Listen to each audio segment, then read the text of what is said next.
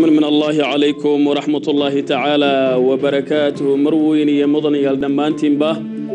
ميل والبعض نقلت عن قاضيسان هالكني وESTV حرنتي ساجيجا هذا هنا كلنا واحد اللي قاعدين نقبرتين وررك وإذن كنت لقليه إن أتصدق صدر دهاتان وضبضا وجود دورون وحا كمدا مدشا كلن كقريان دودان أو كقب صومي كلن لوجا الرئيساني سيدي لوجا هرتجي لها ganacsiga sharci darrada isla markaasina loogu dhaqmi lahaa ganacsiga sharciga tababar ku saabsanaa kor u qaadida aqoonta shaqaalaha ka howlgala mashruuca BCDB gaar ahaan kooxaha taageerada wareegta ee mashruucan BCDB oo tababarkaasi ka qabsoomay magaalada Jigjiga xubnaha unuga asaasiga xisbiga dimuqraadiga shacbiga Soomaalida ee maxkamadda sharciyada islaamka ee dawladda deegaanka Soomaalida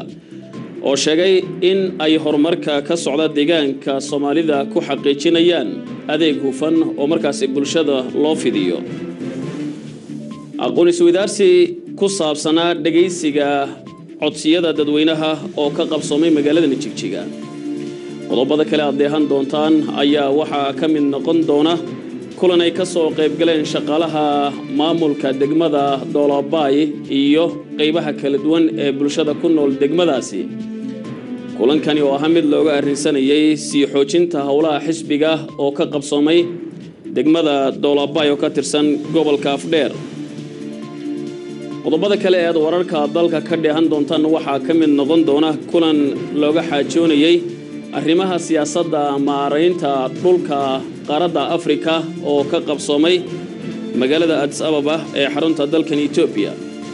qodobadaasi ayaa ugu dooronay mikiyaha tanna qodobadani iyo qodobo kale faahfaahsan u diyaar garooba